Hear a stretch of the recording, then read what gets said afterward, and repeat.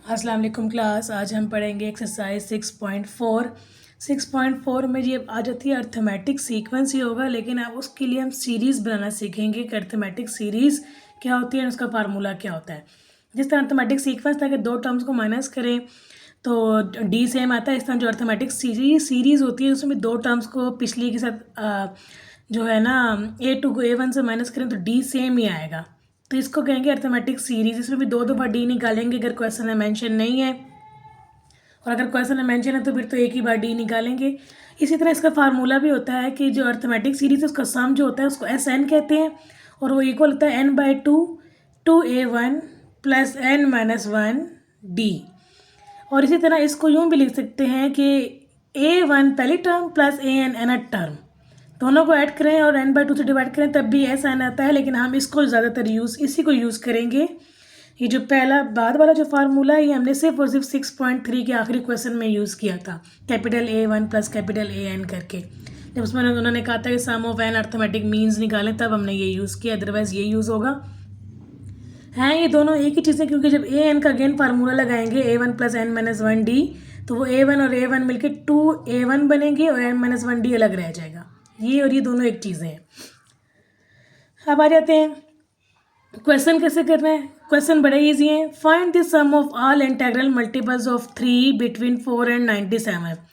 4 और 97 के बीच में जितने भी 3 के मल्टीपल्स हैं ना, पॉजिटिव लेने क्योंकि दोनों पॉजिटिव नंबर्स हैं।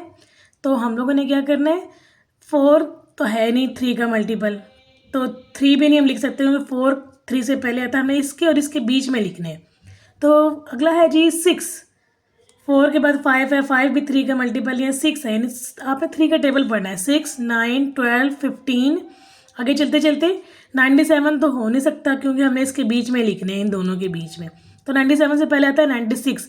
96 जो है ना 3 से डिवाइड होता है, इसलिए हम 96 भी लिखेंगे।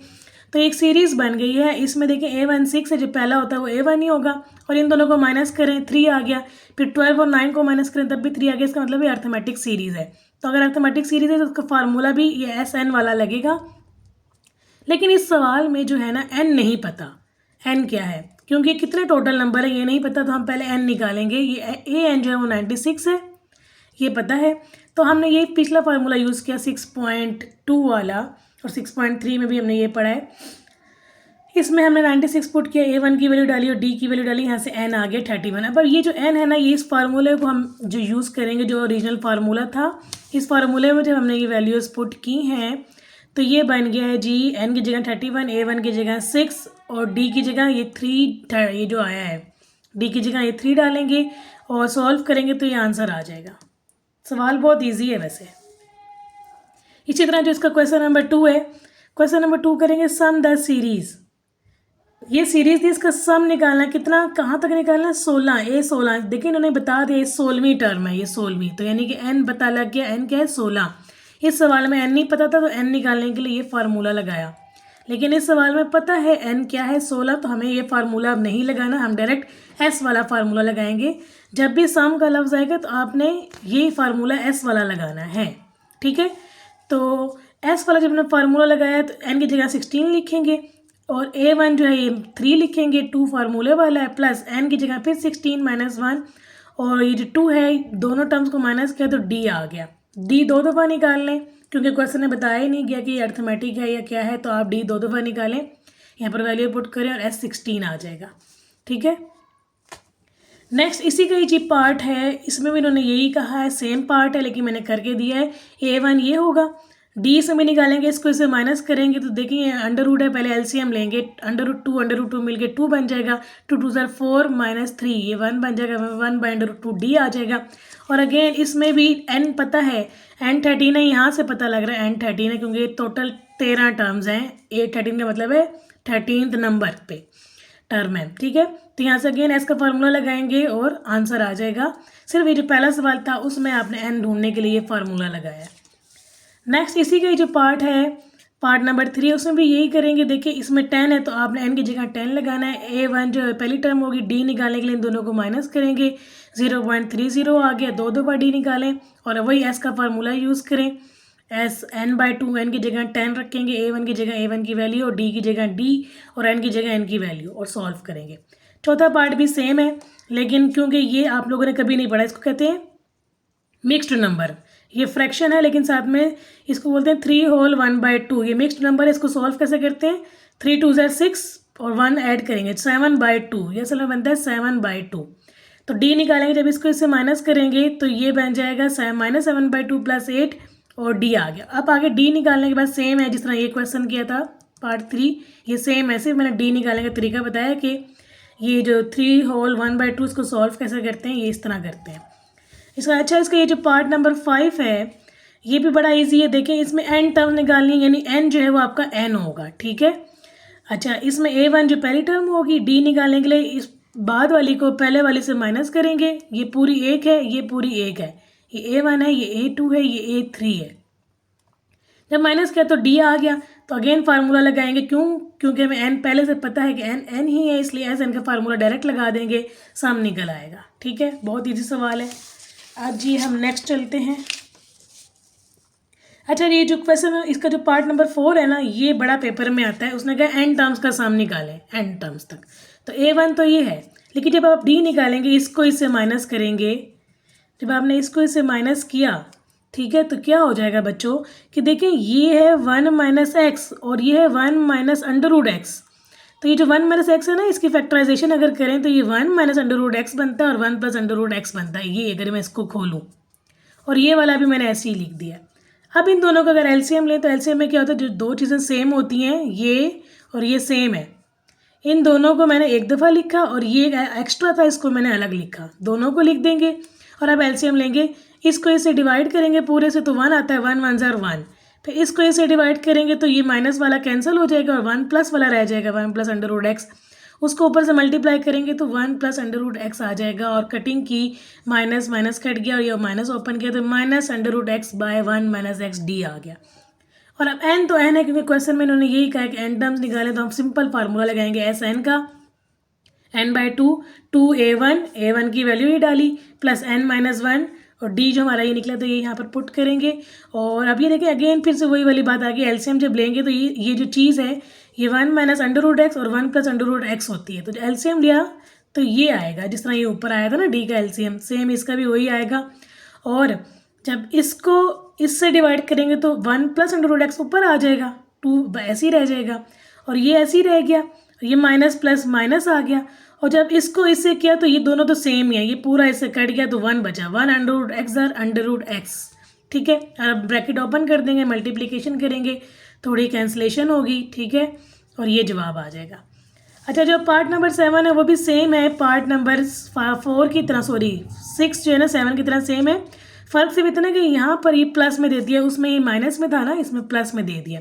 तो जब इसका एलसीएम लेंगे ना आप लोग, तो एलसीएम भी वही आएगा, सारी सब चीज़ें वैसी ही आएंगी, सिर्फ यहाँ पर माइनस की जगह प्लस आ जाएगा। और जब आपने एस एन निकाला है तो सेम मैंने लिख दिया, सेम एज अबव। यहाँ पर क्या होगा, ये चीज़ प्लस में है तो ये प्लस में ही आएगा यहाँ पर, ठीक है, बाकी चीज़ वैसी ही रहेगी। अब आ जाता है क्वेश्चन नंबर 3। क्वेश्चन नंबर 3 भी बहुत ज़्यादा इजी है, इसके भी 2 पार्ट हैं। तो एक पार्ट है जी, उसने कहा how many terms of the series, इस सीरीज़ की कितनी टर्म्स को सम करें कि वो 65 जवाब दे, कितनी होंगी, n बताना है। तो देखिए इसमें A1 7 है, दोनों को माइनस किया तो D आ गया। ये उसने कहा कितनी, how many terms of the series amount to 65, मतलब क्या अमाउंट, मतलब टोटल का कब 65 बनेगा, इसका मतलब है सम कर दिया इन्होंने और 65 रखा है, यानी एस एन जो है वो 65 है। आपने n निकालना है, n के आगे क्वेश्चन मार्क लगेगा, फार्मूला वही यूज़ होगा जो सम का फार्मूला है। तो क्या करेंगे, वैल्यूज़ पुट करेंगे, ठीक है, और यहाँ से इसकी क्रॉस मल्टीप्लिकेशन की, 7 2 14, 2 को अंदर मल्टीप्लाई किया, 2 को उधर जाके मल्टीप्लाई करेंगे अब यहाँ पर, तो 130 बनेगा, पीछे n रह जाएगा।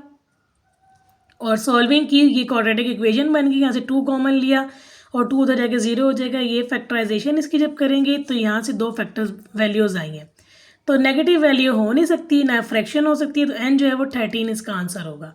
इसी तरह ये वाला पार्ट भी, इसका पार्ट 2 नंबर जो है ना वो सेम है, यही फार्मूला लगेगा। आपने 65 की जगह क्या रखना होगा, 144 रखना होगा। A1 की जगह क्या रखना होगा, -7, और D क्या आएगा, इसको इसके साथ माइनस करें तो जो D आएगा वो आपने यहाँ पर पुट करना होगा, ठीक है, वेरी इजी। अब आ जाते हैं जी क्वेश्चन नंबर 4 पे। क्वेश्चन नंबर 4 देखने में थोड़ा सा लंबा है लेकिन है बड़ा इजी। उसने कहा सम द सीरीज़, ये जो इतनी बड़ी सीरीज़ है ना इसका सम निकालना है। 3n है, अब n नहीं है बल्कि 3n है। तो भाई अगर तो ये अर्थमेटिक सीरीज़ है तो इसको इससे माइनस करें, 2r है, इसको इससे माइनस करें तो ये तो कुछ और दे रहा है, सेम तो d नहीं आ रहा, इसका मतलब ये अर्थमेटिक सीरीज़ नहीं है। इसको हम अर्थमेटिक सीरीज़ पहले बनाएंगे। तो हमने क्या करना है, ये जो पहला है और ये तीसरा है यहाँ से और यहाँ से ये वाला, इसको ले लेंगे n तक कर देंगे, फिर प्लस, फिर 5, 11 और 17 को लेके n तक कर देंगे। टोटल 3n है ना, तो एक n 2n और फिर माइनस वाले को माइनस बाहर निकाल देंगे, -7, जिन जिन के साथ माइनस है 13, और फिर यहाँ पे मैंने लिखा नहीं था वो -19 था, वो क्वेश्चन में लिखा हुआ था तो वो 19 प्लस के साथ आएगा क्योंकि हमने माइनस बाहर निकाल दिया। ठीक है, तो ये n टर्म्स टोटल कितने हो गए, 1 2 3 n हो गए ना, यहाँ पर भी 3n ही लिखा हुआ है। तो हमने सीरीज़ को क्या किया, पेयर्स बना दी हैं। अब देखें ये एक अलग सीरीज़ है, ये एक अलग है और ये एक अलग है, टोटल 3 सीरीज़ है। तो जो फर्स्ट सीरीज़ है या सीक्वेंस कहते हैं इसको, उसका A1 3 है, जो दूसरी सीरीज़ है उसका A1 5 है, और जो तीसरी सीरीज़ है उसका जो A1 है वो क्या है, 7 है। माइनस को हमने बाहर निकाल दिया, इसको ऐसे ही रखेंगे। इसी तरह d निकालना है, इसको इससे माइनस किया 6 आ रहा है, और इसको इससे माइनस करें तो भी 6 है, इसका मतलब ये अर्थमेटिक सीरीज़ है। और n इसमें n टाइम तक निकालना है ना सम, तो n को n ही रखेंगे। इसी तरह इस वाले में देखें, इसको इससे माइनस करें d 6 है, और 17 को अगर 11 से माइनस करें तब भी d जो है वो 6 ही आएगा, इसका मतलब ये भी अर्थमेटिक सीरीज़ है। और n तो n ही रहेगा क्योंकि n टर्म्स तक निकालना है। फिर तीसरा सीक्वेंस है उसमें भी ये देख लें, ये मैंने ब्रैकेट लगाई हुई है, इसको इससे माइनस करें d 6 आ रहा है, और n है क्योंकि यहाँ पर मैंने n लिखा हुआ है, टोटल 3n है ना, तो n 3n तक करना है। तो सम का यही फार्मूला है, n भी पता है, d भी पता है, a1 भी पता है, तो हम ये फार्मूला यूज़ करेंगे। n पता है मतलब कि n की वैल्यू उसने n ही दी है ना क्वेश्चन में, तो n ही रखेंगे। तो अब हम यहाँ से वैल्यूज़ पुट करेंगे। इस सीरीज़ के ऊपर, पहली वाली सीरीज़ के ऊपर अलग ही फार्मूला लगेगा, जो दूसरी सीरीज़ है उसके ऊपर ये अलग फार्मूला लगेगा, और जो तीसरी सीरीज़ है उसके ऊपर ये फार्मूला अलग लगेगा। और बाहर क्या है, माइनस, माइनस ऐसे ही रहेगा। ठीक है, अब 3 2 6 किया, और ये जो वैल्यूज़ जो भी थी d की और a1 की पुट की, हर सीरीज़ की अलग अलग। इसके लिए सीरीज़ 2 के लिए ये है, ये पुट किया, सीरीज़ 3 के लिए ये है, तो इस फार्मूले के अंदर हमने ये पुट किया, सॉल्विंग की, तो हमारा ये आंसर आ जाएगा। बहुत ईजी है। इसी तरह जी इसका पार्ट 2 है, पार्ट 2 में भी इसी तरह पेयरिंग करनी है हर चौथी टर्म के साथ, पहली, चौथी और फिर ये वाली, फिर प्लस n, फिर दूसरी, यहाँ से ये टिक लगा लेना आप इसके ऊपर, तो आपको पता लग जाएगा आराम से कौन सी लेनी है। जो 4 लेंगे 13 22 प्लस n तक जाएगा, फिर माइनस बाहर निकाल के 7 16 25 लेके और n तक जाएगा। 3n लिखा हुआ है ना, तो ये 1 2 और ये 3n हो गए। ठीक है, फिर वही करेंगे, first sequence, second sequence, third sequence, इन सब के लिए a1 n और d निकालेंगे, a1 n और d, क्योंकि इसमें तो d सेम नहीं था ना, लेकिन जब हमने अलग अलग इसकी पेयरिंग की तो इसका भी d सेम है 9, इसका भी d 9 ही निकलेगा और इसका भी d 9 निकलेगा। और इन दोनों को माइनस करें या इन दोनों को करें, सेम ही नहीं कर रहा d, इसका मतलब है अर्थमेटिक सीरीज़ है, तो अर्थमेटिक सीरीज़ पे अगेन यही फार्मूला लगता है, तीनों पे लगेगा फार्मूला अलग अलग, और सॉल्विंग के बाद ये आंसर आ जाएगा। अच्छा जी, नेक्स्ट क्वेश्चन नंबर 5 है, बड़ा इजी है, 6.2 में भी आया था। Find the sum of 20 terms, 20 terms का सम निकालना है, यानी S20 निकालना है। तो उसके लिए आपको क्या चाहिए होगा, वही A1 D और N चाहिए होगा। N तो 20 है, उसने बता दिया, लेकिन A1 कैसे आएगा, उसने दिया ही नहीं, उसने सिर्फ ये कहा है जो R टर्म है ना वो ये है, AR is equal to 3R + 1, तो आपने R को वैल्यू देनी है 1 2 3, जिस तरह N था ना, पहले N लिखा आता था, अब R लिखा है तो कोई बात नहीं, आप आरत कह दें, एनथ कह दें, पीत कह दें, क्यू, जिस तरह कल एक सवाल आया था 6.2 में ही, वो P Q और आर्थ टर्म थी, तो इस तरह इन्होंने R नाम रख दिया।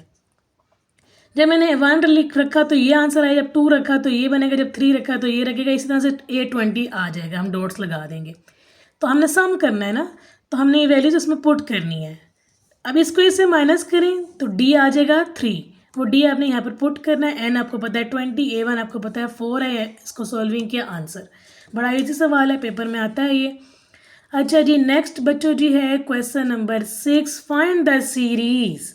बड़ा इजी है, सीरीज निकालनी है, SN दिया हुआ है, मसला ये है कि एस एन दिया है तो वही करेंगे, एन दिया होता है तो 1 2 3 वैल्यू पुट करते हैं एन की। जब आपने एन को 1 रखा तो S1 आ जाएगा। अब आपने ये देखें कि S1 को आप कहते हैं A1। जब एन को आपने 2 रखा तो यहाँ से आपको मिल जाएगा S2। लेकिन जो S2 है ना, S2 को हम कहते हैं A1 प्लस A2, ये याद रखना है, सीरीज़ में यही होता है, ठीक है। फिर आपने यहाँ से जो A1 की वैल्यू आई थी ना वो यहाँ इसमें पुट कर दे तो आपको मिल जाएगा A2। नाउ एन को आप इसमें, ये जो 3 है ना, एन को आप इसमें 3 रखें तो आपको मिल जाएगा S3। लेकिन जो S3 होता है उसको कहते हैं A1 plus A2 plus A3, यानी कि जो S3 होता है ना, ये असल में पहली 3 टर्म्स का सम होता है। ये जो S2 होता है वो 2 टर्म्स का सम होता है, और S1 जो होता है वो पहली टर्म को कहते हैं। तो A1 और A2 आपको मिला हुआ वो आप इसमें पुट कर दें तो आपको मिल जाएगा A3। तो आपकी सीरीज़ क्या बनती है, पहली A1 फिर प्लस A2 फिर प्लस A3 और A4 निकालने की, यहाँ से अब दोबारा अगर आप 4 वैल्यू डालेंगे तो S4 आएगा। वहाँ से आप A1 plus A2 plus A3 plus A4 करके वहाँ से भी आप A4 ले सकते हैं। और अगर आप इन दोनों को देखें, D पता है ना D क्या होता है, वो दूसरी A2 को माइनस करें A1 से 4, या फिर A3 को माइनस करें A2 से तब भी 4 ही आएगा D।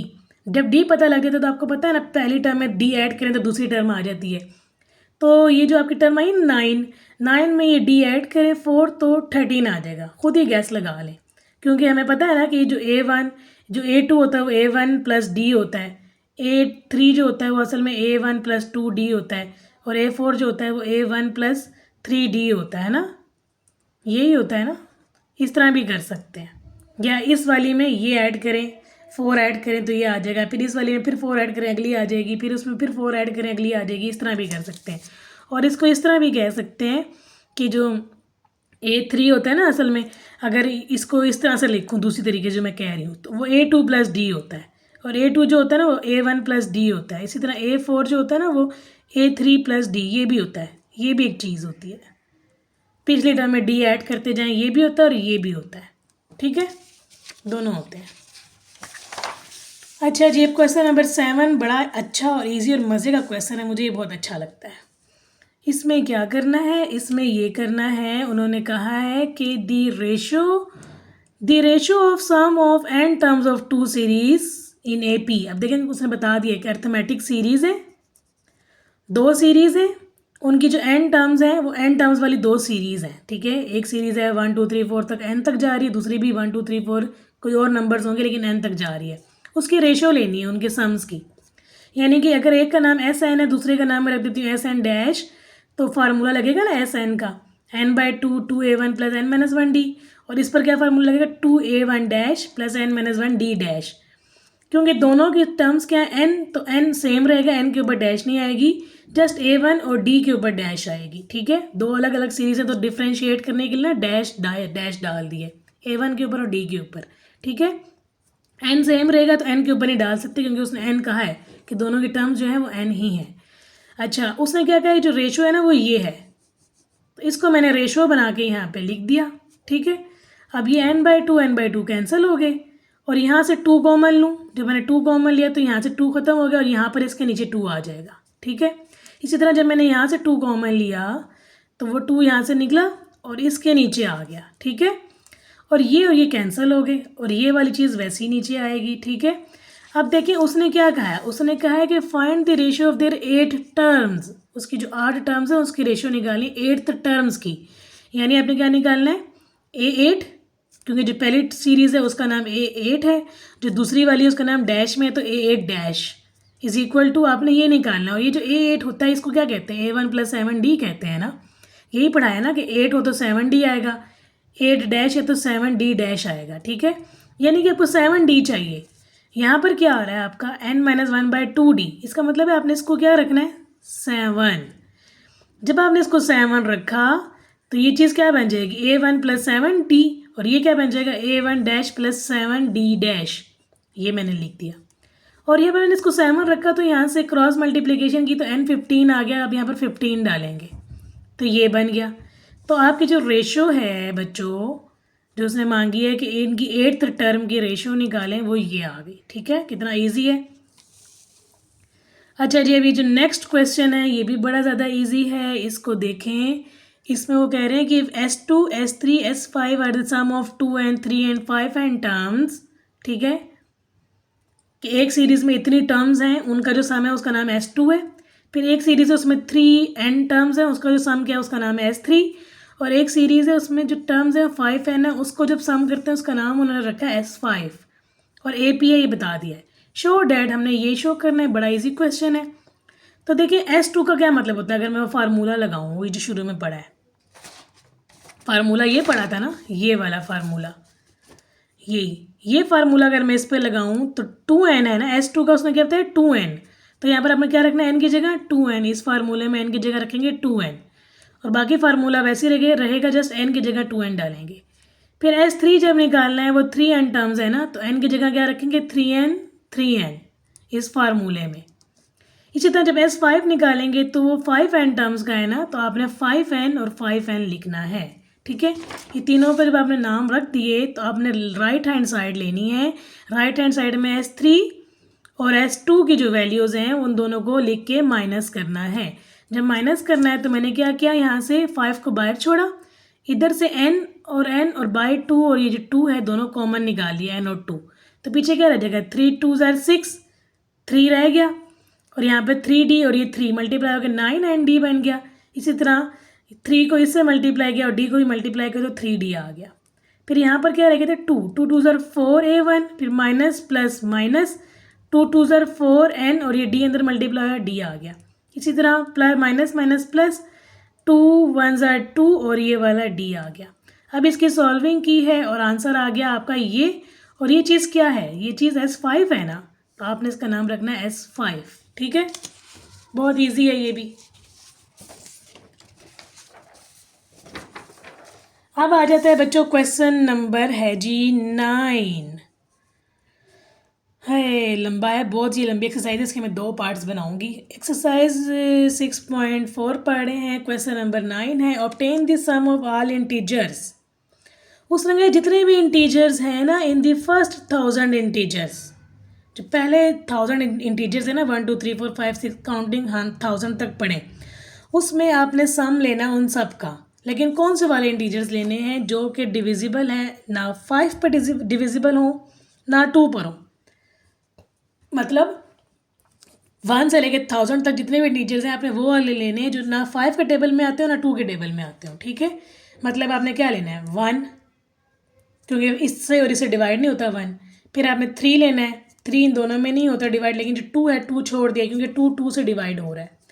फिर 4 नहीं लेना क्योंकि 4 2 से डिवाइड होता है, नहीं ले सकते। 5 भी नहीं लेना क्योंकि 5 से डिवाइड होता है। फिर आप आ जाएंगे 6 पर भी नहीं, 6 भी 2 से डिवाइड होता है, आप 7 लेंगे। फिर 10 नहीं ले सकते क्योंकि 10 5 से और 2 दोनों से डिवाइड होता है, आप लेंगे 9, फिर 11, फिर 13। चलते चलते चलते कहाँ तक जाएंगे, 1000 तक जाना है ना। तो 1000 तो 2 से डिवाइड भी होता है, 5 से भी होता है। 1000 से पहले क्या होता है 9 9 9, ये इन दोनों में से किसी से भी डिवाइड नहीं हो सकता। फिर 9 9 7 है, वो दोनों में से डिवाइड नहीं होता। फिर 9 9 9 6 है, 6 जिसके एंड पर आ जाए ना इवन नंबर, वो 2 से डिवाइड होते हैं, तो 2 से डिवाइड वाले लेने ही नहीं है। तो 996 निकाल देंगे, 993 आएगा। 994 भी डिवाइड नहीं होता, वो 2 से डिवाइड होता है। 992 भी नहीं ले सकते। 991 लेंगे क्योंकि वो 5 से भी डिवाइड नहीं होता और 2 से भी नहीं होता। अब क्या करना है, जिस तरह हमने पीछे एक सवाल किया था ना 2, उस तरह इसमें भी इसकी पेयरिंग बनानी है। इसकी चौथे भी नंबर से पेयरिंग बनानी है, चौथे से। ठीक है, 1 है ना, तो 1 1 1 जिनके साथ 1 आ रहा है उनकी पेयरिंग बनानी है। फिर 3 है तो जिनके साथ 3 आ रहा है 3 3, इसके बाद आगे आएगा 33 वो, फिर इसके साथ 3 है एंड पे, ये लेना है। फिर जिनके एंड पे 7 आ रहा है 7 7 7, इसी तरह आगे 37 और इसमें 997 की पेयरिंग बनानी है। 37 लिख दे, मैंने नहीं लिखा, आप लिख सकते हैं। फिर जिनके एंड पे 9 आ रहा है 9 9 9 और यहाँ इधर 9 है, इनकी पेयरिंग बनानी। टोटल कितनी सीरीज़ होगी, 1 2 3 4। अब 4 सीरीज़ पे अलग अलग काम करेंगे। देखें जो पहली सीरीज़ है इसमें A1 क्या है 1। अब हमें ये नहीं पता ना n कितना है, तो हम n निकालने के लिए अगेन वही फार्मूला लगाएंगे जैसे कि हमने इसमें किया था, पहले सवाल में किया था। n नहीं पता था तो हमने ये फार्मूला लगाया था तो n आ गया था। इसी तरह इस सवाल में भी हम यही करेंगे। n नहीं पता तो n निकालने के लिए मैंने ये फार्मूला लगाया। यहाँ पर मुझे पता है ये आखिरी टर्म है तो ये लगाऊंगी, A1 की जगह 1 डालूंगी और इसको इससे माइनस करें D10 है। ठीक है, और इसको भी इससे माइनस करें तब भी 10 आ रहा है, इसका मतलब ये अर्थमेटिक सीरीज़ है तो यही फार्मूला लगेगा अर्थमेटिक nth टर्म का और फिर वो सीरीज़ का फार्मूला लगेगा। ठीक है, इसमें वैल्यूज़ डालें तो n आ गया। जब n आ गया तो देखें बच्चों इसका भी वही आएगा n, करके देख लें। फिर इसका भी वही n आएगा और इसका भी वही n आएगा। हर सवाल में n सेम, हर सीरीज़ में ना n सेम रहेगा। निकाल के बेशक देख लें। इसके लिए आप क्या करेंगे, a1 को 3 रखेंगे, डिस्टेंस d फिर भी 3 आ रहा है, और सॉल्व करेंगे तो यही आएगा। सब में यही आएगा तो हमने फार्मूला लगा दिया। ये वाला इन सब पर लगेगा, चारों पर।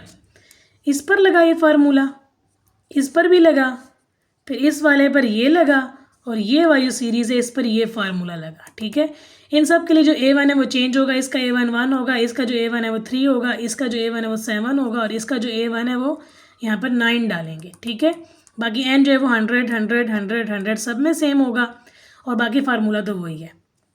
अब इसकी सॉल्विंग की तो ये आपका आंसर आएगा। ठीक, अच्छा जी, अभी लास्ट क्वेश्चन मैं कराऊंगी, बाकी मैं अगली वीडियो में कराऊंगी। इसका जो ये जो लास्ट क्वेश्चन है वो ये भी बड़ा इजी है। देखिए वो क्या कह रहे हैं, S8 एंड S9 जो है ना are the sum of first 8 and 9 terms. वही जो मैंने आपको बताया था कि जो S2 होता है वो 2 टर्म्स का सम होता है, S3 जो होता है वो पहली 3 टर्म्स का सम होता है, तो S8 जो पहली 8 टर्म्स का सम होगा, यानी A1 + A2 + A3 चलते चलते प्लस A8 तक इज इक्वल टू S8। इसी तरह जो 9 टर्म्स का सम होता है वो S9 कहलाता है, और AP है इसने बता दिया है। फाइंड S9 करना है। S9 अगर फाइंड करना है ना तो बच्चे देखिए इसका फार्मूला क्या होता है, S9 n/2 9/2, क्योंकि 9 है ना तो इसका मतलब n9 है, ये 9 2 इंटू A1 उसने क्वेश्चन में दे दिया है 2 + 9 - 1 D। अब आपको यहाँ से D नहीं पता ना तो एक इक्वेशन बन जाएगी। ठीक है, इसी तरह जो S8 होता है उसका भी यही फार्मूला होता है 8/2 2A1 की जगह आप 2 रखेंगे, 2 2 4 बन जाएगा, और 8 - 1 D करेंगे तो ये इक्वेशन बन गई। 2 इक्वेशंस बन गई हैं। दूसरा उसने ये रिलेशन एक दिया, हम इसमें ये पुट करेंगे, जो 2 इक्वेशंस की जो वैल्यूज़ आई है ना S9 और S8 की जो वैल्यूज़ हैं वो इसमें पुट करनी है। जब इसमें पुट की तो 50 से मल्टीप्लाई किया और 63 से मल्टीप्लाई किया, सॉल्व किया, D मिल गया। अब जब D मिल गया तो आपने क्या करना है, आपको क्या मांगना है, चाहिए S9। तो आपने जो D आया है ना ये आपने इसमें पुट कर देना है।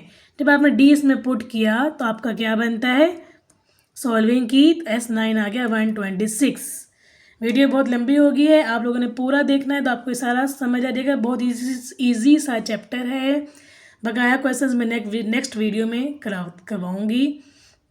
इंतज़ार करें अगली वीडियो का। तब तक के लिए अल्लाह हाफिज़। और जो क्वेश्चन आपको नहीं समझ आया, कुछ भी पूछना है वो आप कमेंट्स में लिखें, मैं दोबारा एक्सप्लेन कर दूँगी।